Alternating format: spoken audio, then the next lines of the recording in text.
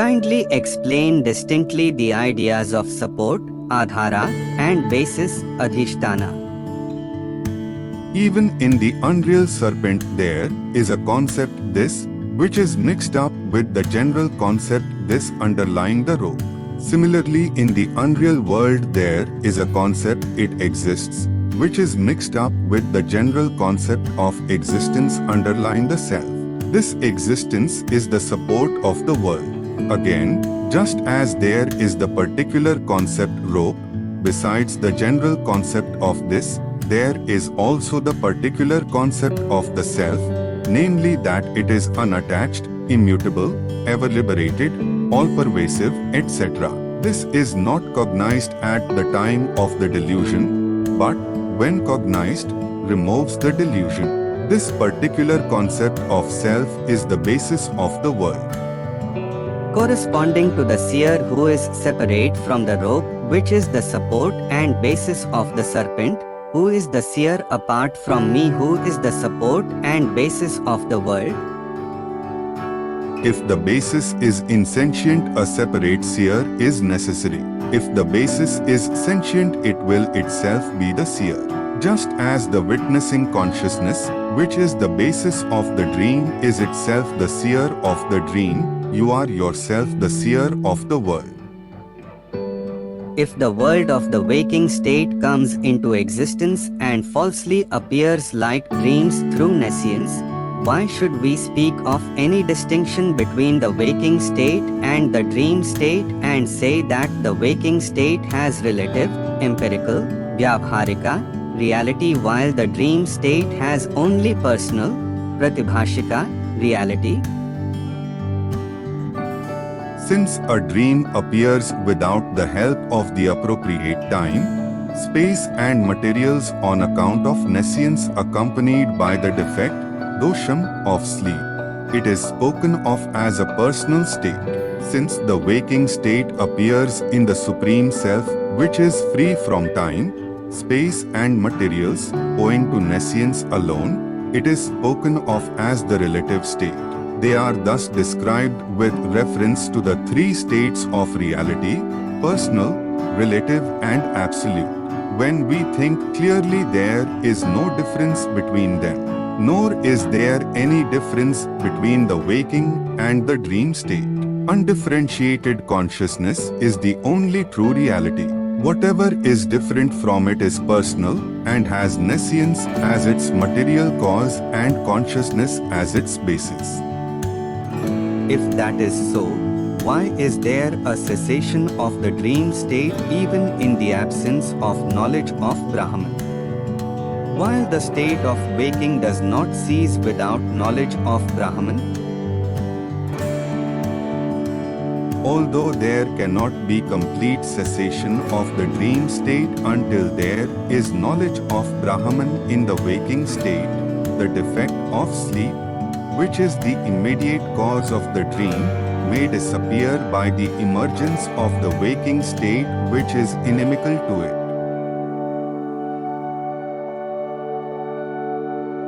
The objects of the waking state prior to the dream exist in the waking state succeeding the dream also.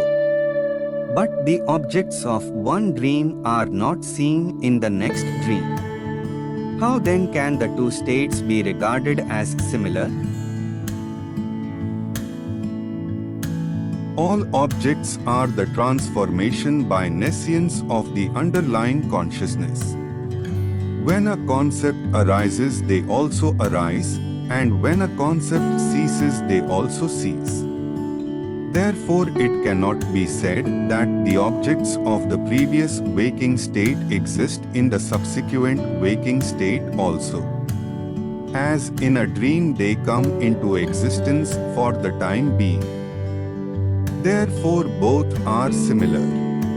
Since a man who wakes up from a dream believes the objects he sees to be the same as before his dream, it cannot be said that they come into existence only when there is knowledge of them. Objects exist permanently prior to and after the knowledge of them. Just as the things which come into existence for the time being in a dream seem to have existed unchanged for a long time, so also do the objects which come into existence in the waking state on account of strong nescience. The ideas of cause and effect in respect of these objects are also similar. If the bondage of samsara came into existence on account of ignorance of the self, when did that ignorance arise? The ignorance arising from the self, which is Brahman, is mere imagination and has no beginning. Since darkness cannot exist in the sun, how can nescience exist in Brahman, which is pure consciousness? Even if it exists, it cannot exist in what is clearly known or in what is not at all known. Superimposition of a false reality upon a true is possible only when the general aspect of something is known and not its particular aspect. Brahman has no parts like general and particular, it is attributeless, so how can there be the superimposition of bondage? Although Brahman is consciousness, the general aspect of that all-pervasive consciousness which is of the nature of effulgence is not inimical to nescience, but helpful to it. In deep sleep, nescience coexists with the consciousness of the self. The general fire within the wood is not inimical to darkness, but helpful to it. But as the actualized fire produced by rubbing the wood is inimical to darkness, so also the distinct consciousness produced in the mind as Brahman is inimical to nescience. Although Brahman is without attributes and cannot therefore be cognized, its general existence is known even in the state of nescience in the form of I am, while its particular aspects like consciousness, bliss, etc., are not then known, but are known only in the state of knowledge. As appearances are the result of nescience, there can be the bondage of superimposition in the attributeless Brahman, which is known as existence and unknown as consciousness and bliss. Although the world is unreal, it is the cause of miseries like birth and death. An unreal nightmare will not occur if japa is done before going to sleep. Analogous to this, what can be done to prevent the appearance of the world? That which appears owing to ignorance of something will cease to appear only through knowledge of that something. The serpent and the silver which appear on account of the ignorance of the rope and the nacre will disappear only through knowledge of them.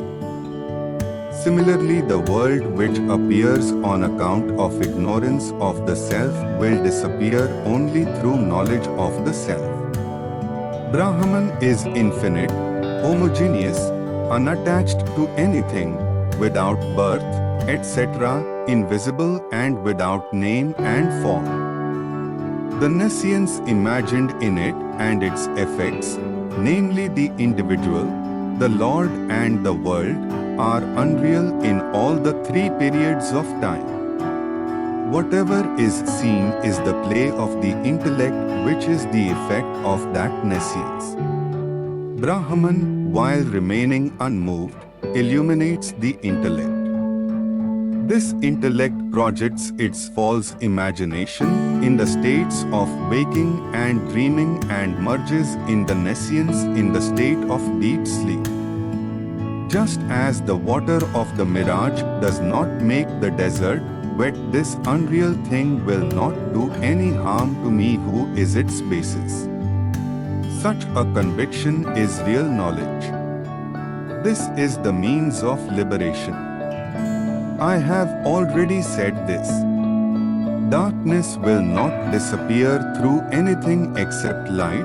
It will not disappear through ritualistic acts, meditation, etc. The darkness of nescience departs along with its effects, from him in whose heart the light of knowledge arises. He remains always as the unattached and homogeneous self of the form of Brahman. Nothing came into existence in the past, nor is there anything existing now, nor will there be anything in the future. Since the objects that are known do not exist, the terms witness and seer are not applicable. Since there is no bondage, there is no liberation. Since there is no nescience, there is no knowledge. He who has known this and cast away the sense of duty is a sage. Whether his senses come into contact with their objects or not, he is unattached and free from desires.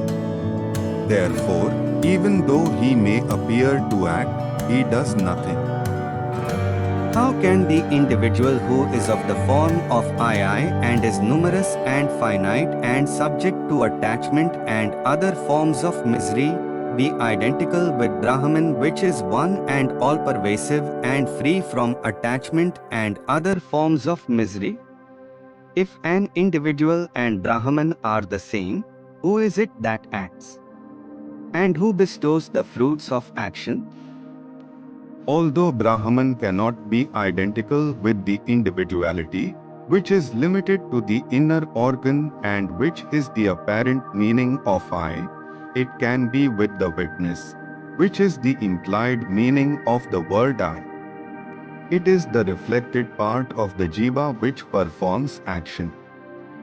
The reflected part in Ishvara, which is the apparent meaning of the word Tat, bestows the fruits of action. There is no difference in the consciousness, which is the implied meaning of these words. Nor do these two aspects really exist. Who is the Jiva? Who is the Sakshi, witness? Is not a witness other than the Jiva a sheer impossibility like the son of a barren woman? Just as the reflection of the sky in a pot becomes the sky in the water, consciousness established in the intellect along with the reflected consciousness in the intellect, accompanied by desires and action, becomes the jiva who is the doer, enjoyer and sansari. The consciousness which is the basis of the intellect and which is the attribute of the jiva or the finite nescience, is the immutable witness. He has no beginning and is unchanging. Features like good and evil, joy and sorrow, going to another world and coming back to this, belong to the reflected consciousness alone. Even in the reflected consciousness, they exist only in the inner organ which is its attribute. They do not exist in the consciousness, which is the substance part. The substance part of the jiva is the witness. In one and the same consciousness, the inner organ is the adjunct for the ideas of witness and attribute for the idea of jiva. That is to say, the single consciousness becomes the jiva along with the inner organ and the witness when bereft of it. That is, one and the same inner organ is the adjunct of consciousness in the eyes of one who lacks discrimination. Therefore, the single consciousness is the witness for a man of discrimination and jiva for one who lacks discrimination. How is it possible for even the witness, who is manifold and limited on account of the multiplicity of jivas, to be identical with Brahman who is one? Just as the space in a pot which is manifold and limited is not different from, and in fact is, the same as total space, the witness who is manifold and limited is not different from Brahman but is Brahman. It is therefore possible for it to be identical with Brahman. Therefore, know I am Brahman. For whom is this knowledge? For the jiva or for the witness? Knowledge and ignorance are for the jiva alone and not for the witness.